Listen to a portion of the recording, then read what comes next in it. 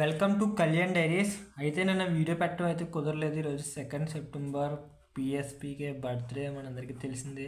ఎక్కడికక్కడ మారుమోగిపోతుందని చెప్పాలి. ఇంకా ఈరోజు పక్కన పెడితే ఈరోజు మార్నింగ్ నుంచి ఏం జరిగిందని నేనే నిల్చున్నాను పక్కన చెప్తాను. అండ్ మోస్ట్లీ ఈరోజు నేను గమనించినట్లయితే మా క్లాస్ వాళ్ళే డే స్కాలర్స్ అమ్మాయిలు ముందు ఫస్ట్ ఇయర్ అంతా కాలేజ్ హాస్టల్లో అయితే ఉండేవారు. వాళ్ళు ఫస్ట్ ఇయర్స్ కాలేజ్ హాస్టల్ అయితే ఉండేవారు. కాలేజ్ హాస్టల్కి వాళ్ళకి దాదాపు వచ్చి ఇయర్కి 1 lakh అయితే అయ్యేది. ఎంత 1 lakh అయితే అయ్యేది. ఇప్పుడు వాళ్ళు సెకండ్ ఇయర్ వచ్చేసరికి బయట హాస్టల్లో అయితే ఉంటున్నారు. బయట హాస్టల్ ఇది వచ్చి మంత్కి 4500 to 5000 అయితే ఉంటుంది. వ్యారీ అయితే ఉంటుంది. బీటెక్ అయినా ఎవరికైనా ఇదే రేంజ్ అయితే ఉంటుంది. అయితే ఇప్పుడు ఏమైందంటే నేను గమనించింది ఏంటంటే మనం 10 రూపాయలు 20 రూపాయలు అని అనుకుంటాం. బట్ హాస్టలర్స్కి అలా కాదండి. ఎందుకంటే మా కాలేజ్ నుంచి వీళ్ళ హాస్టల్కి వెళ్ళాలంటే మార్నింగ్ ఒక 10 రూపాయలు, ఈవినింగ్ వెళ్ళేటప్పుడు 10 రూపాయలు, మొత్తం డేకి 20 రూపాయలు అయితే అవుద్ది. అయితే అబ్బాయిలు చాలా వరకు అందరూ ఆటో ఎక్కేస్తారు. అయితే ఇద్దరు అమ్మాయిలు, మా క్లాస్ అమ్మాయిలు ఇద్దరు అమ్మాయిలు వచ్చేసరికి వీళ్ళిద్దరూ నడుచుకుని, అంటే అది దాదాపు గట్టిగానే ఉంటుంది. ఒక 1 కిలోమీటర్న్నర నుంచి 2 కిలోమీటర్ల దూరం అయితే ఉంటుంది. మాట్లాడుకుంటూ వెళ్ళిపోవచ్చు, కానీ అమ్మాయిలు అంత దూరం నడవాలంటే కొంచెం ఇబ్బంది కదా. బట్ వాళ్ళ 10 రూపీస్ సేవ్ చేద్దామని చెప్పి, క్లైమేట్ కూడా కూల్గా ఉందని చెప్పి, మనకు తెలుసు కదా హాస్టల్లో మీరే చాలాసార్లు ఫేస్ చేసి ఉంటారు. అంటే 10 రూపాయలు 20 రూపాయలకి ఎదుటోడికి చిన్నదాన్ని అనొచ్చు, కానీ మనకు అది సేవింగ్ చేసుకుంటే ఎందుకులే, నడిస్తే పోతుంది కదా, ఎందుకులే ఉంటాయి కదా దేనికో దానికి ఖర్చుకు అని చెప్పి మనం వెనకాడుతూ ఉంటాం. అది చాలా వరకు మంచిదేనండి, నడవడం కూడా మంచిదే. So apart from college life, hostel life మనకి చాలా నేర్పుతుంది. అది నేర్చుకుని మనం ముందుకెళ్ళాలి. కానీ ప్రతిసారి ఆటో ఎక్కి ఇంట్లో వాళ్ళని ఇబ్బంది పెట్టలేం కదా. 10 రూపాయలకి 20 రూపాయలకి నువ్వు అనొచ్చు. నెలకు వచ్చేసరికి 600 అయితే అవుద్ది. అంటే నెలకు దాదాపు 600 అవుద్ది. అదే సంవత్సరానికి చూసుకొని 12 నెలలు, 12 into 6 7200 అయితే అవుతుంది.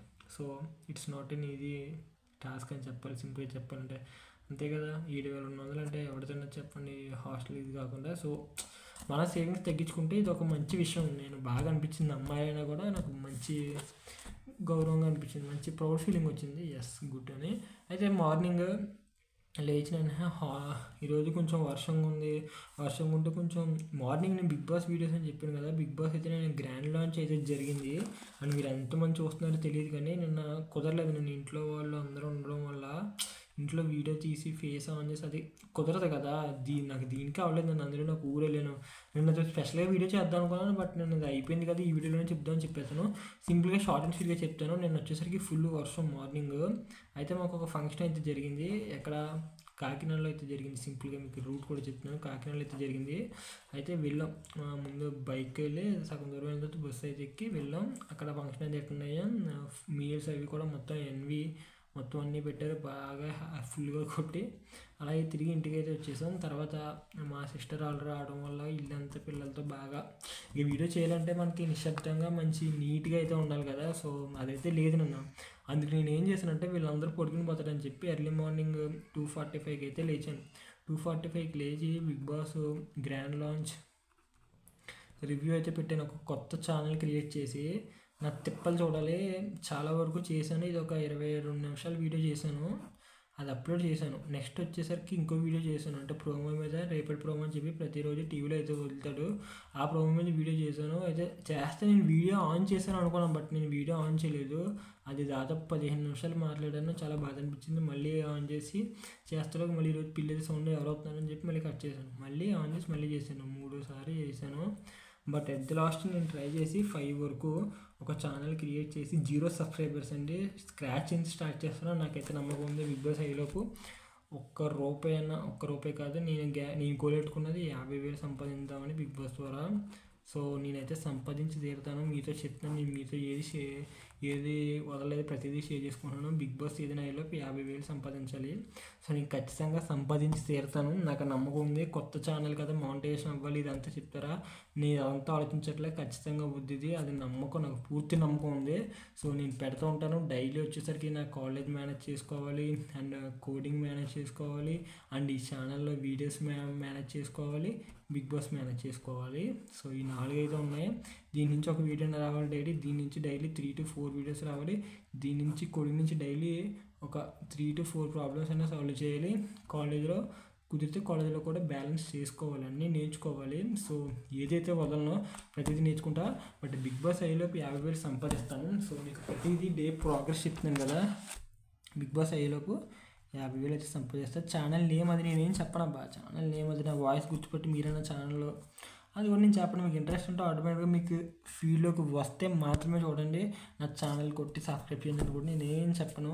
హింట్ అయితే ఇస్తాను. నా పేరు మీద ఉంటుంది ఛానల్ కూడా సింపుల్గా. సో ఇదండి నా బిగ్ బాస్ ఇదైతే చెప్పాను. అయితే గ్రాండ్ లంచ్ మీద 2 వీడియోలు అయితే పెట్టాను. ఇప్పుడు వచ్చిన తర్వాత మళ్ళీ హలో పల్లగా వచ్చి ఇంటికి వచ్చేటప్పుడు రోజు 5:30 అయితే అయింది. 5:30 PM అయితే అయింది. 5:30 PM అయితే ఇంటికి వచ్చి మళ్ళీ నీళ్ళు రాలేదంటే నీళ్ళు బోర్వెల్ నుంచి నీళ్ళు మోసి అక్కడ ఒక అరగంట పోయి 6 గంటలకి అయితే నాపులకు వచ్చాను.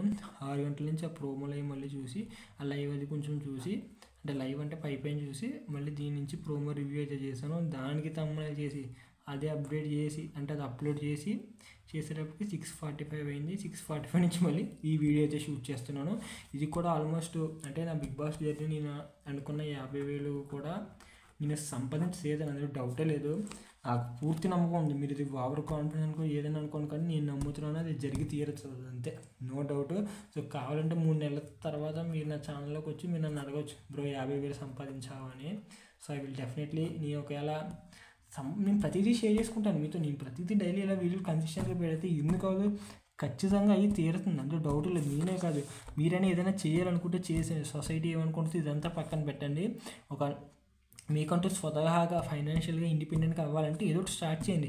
నేను ఇప్పుడే స్టార్ట్ చేశాను, ఓకే నో ప్రాబ్లం. ఇప్పుడు నేను ప్రస్తుతానికి సబ్స్క్రైబర్ లేరు, నాకు ఎవరు లేరు.